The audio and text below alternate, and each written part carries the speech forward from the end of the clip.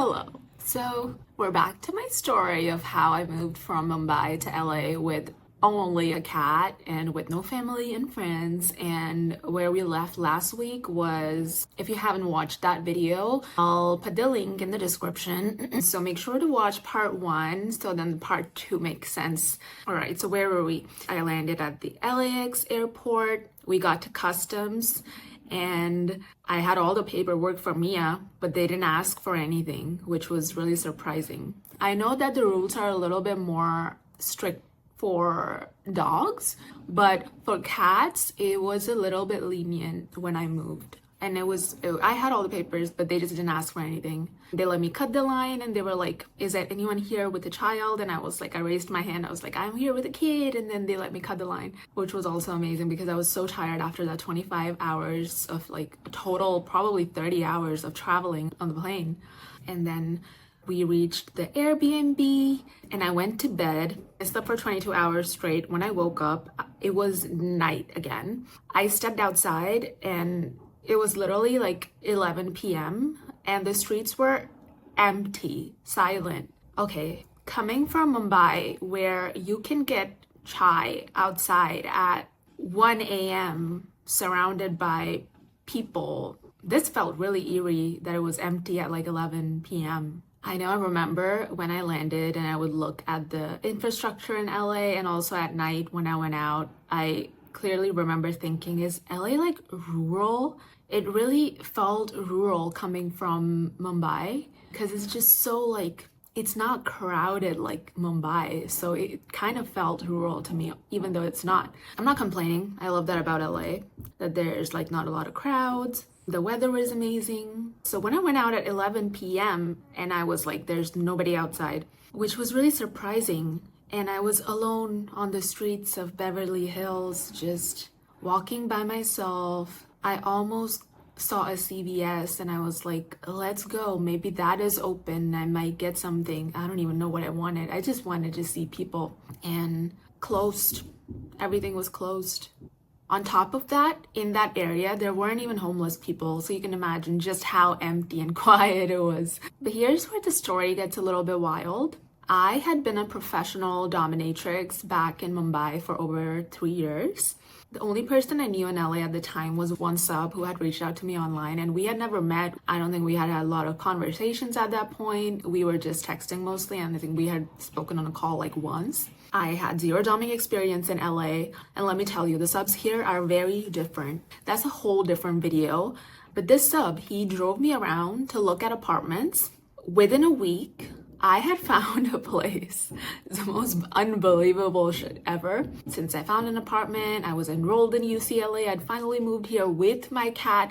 I knew that I was building something beautiful from scratch. But my first day of class, I still remember, I got lost because on Google Maps, the location of my classes was something else. And in reality, the classes are like a little bit away from where it shows on maps. And I don't know how Google Maps is doing that, but it did that. And I was circling around that complex for 15-20 minutes, not knowing where I'm going. But I finally found it and I was there. I was a little late, but this professor was really nice. And there I was doing it. And here's the part that still makes me tear up.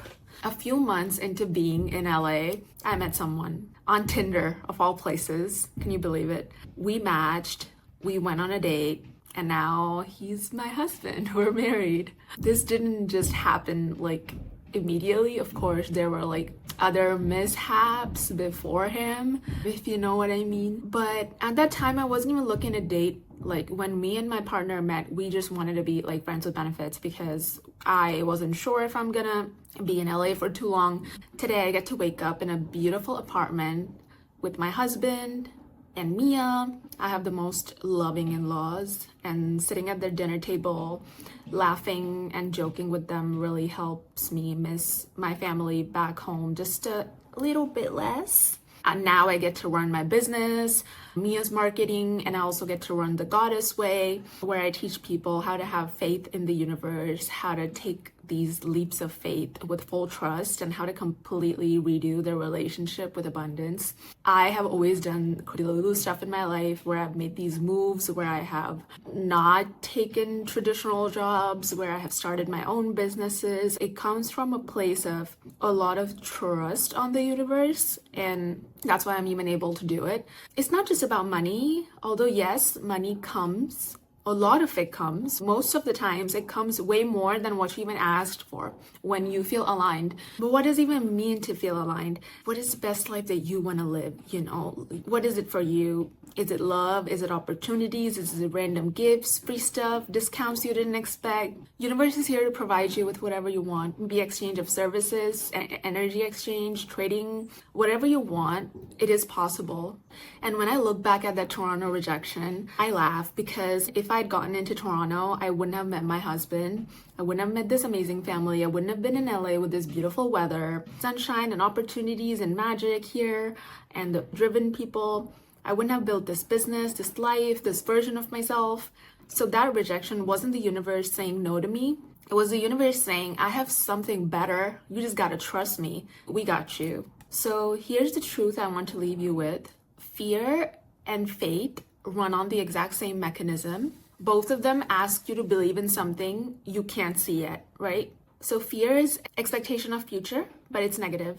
And faith is expectation of future, but it's positive. Fear pulls you down into anxiety, doubt, and what ifs that paralyze you. Faith lifts you up into trust, into action, into what if all of this works out even better than I imagined? Same mechanism, different results. When I chose faith, when I got on that plane with 4 bags and my crying little kitty and my period cramps and no idea what was waiting for me, everything shifted. And that's what I teach inside the Goddess Way. How do you align your energy with the Goddess frequency, with divine timing?